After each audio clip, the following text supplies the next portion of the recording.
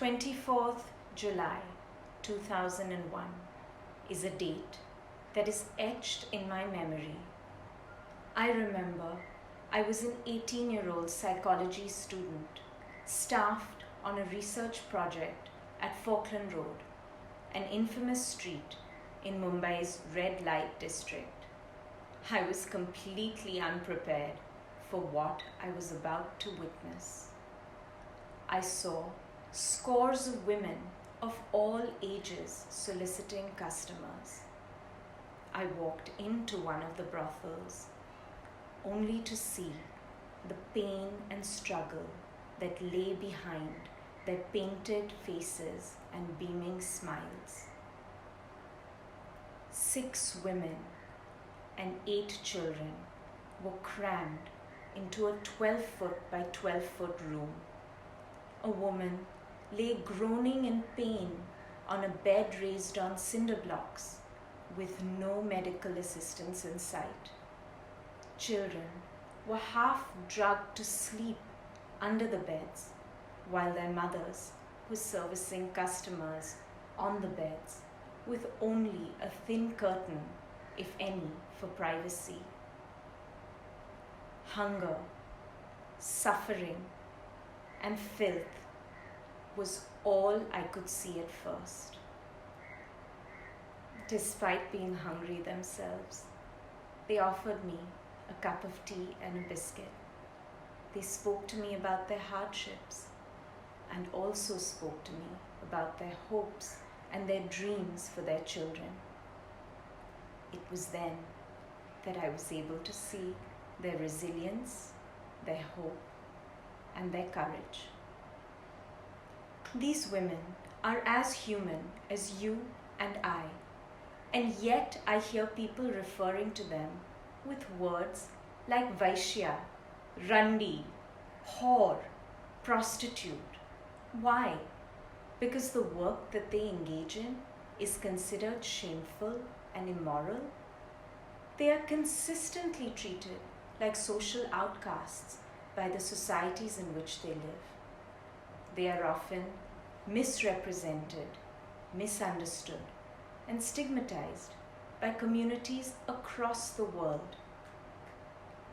My experience of working with these women moved me to be part of a non-profit organization that works in Kamatipura, one of Mumbai's oldest and largest sex-light areas. This organization helps sex workers and their children attain their basic rights. According to the Dasra report on human trafficking, India has 20 million commercial sex workers. 16 million of these sex workers are victims of human trafficking. 40% of them are children and teens between the ages of 9 and 18 years. One such girl was Munni. She was only 14 years old when she was brought by her father from Marathwada to Mumbai under the pretext of showing her the ocean. He was an alcoholic and left her behind at a brothel in exchange for merely 20,000 rupees to fuel his addiction.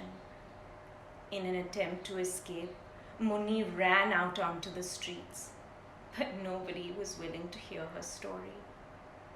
Onlookers shifted their gaze as she desperately tried to make eye contact with them, and she was brought straight back to the brothel.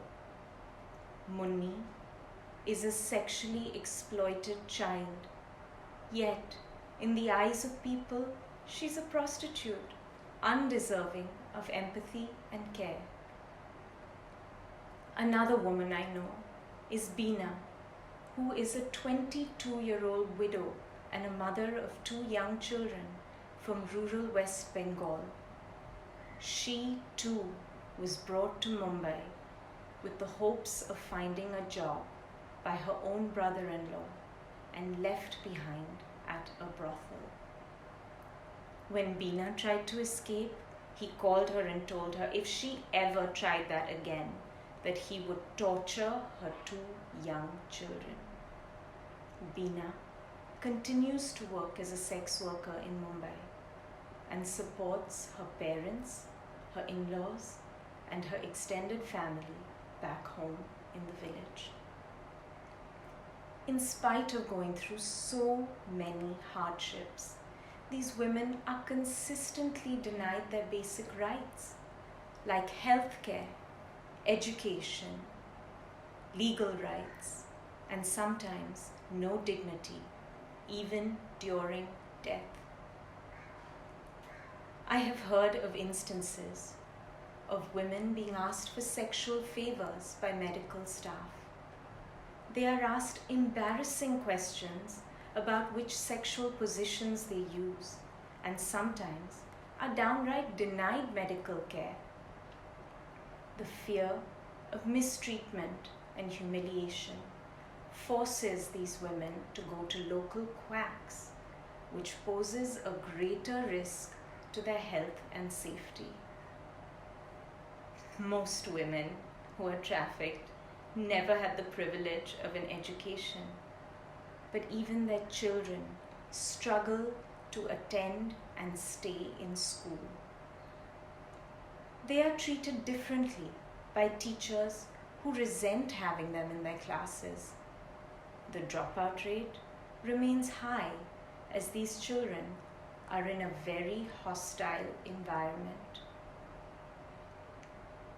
In my 12 years as a psychotherapist, I have observed how stigma can lower one's belief in overcoming barriers and leads to a hopelessness about the self. These women internalize their marginalized position. They start to believe that they don't deserve better because they are in fact fallen. They avoid the hospitals and the schools, and this way of treatment starts to feel normal to them.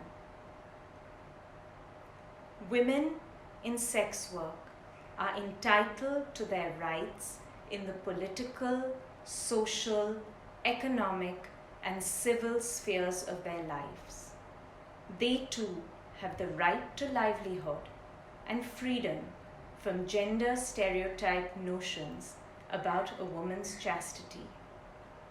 All this will only be possible when discrimination is removed from all spheres of a sex worker's life.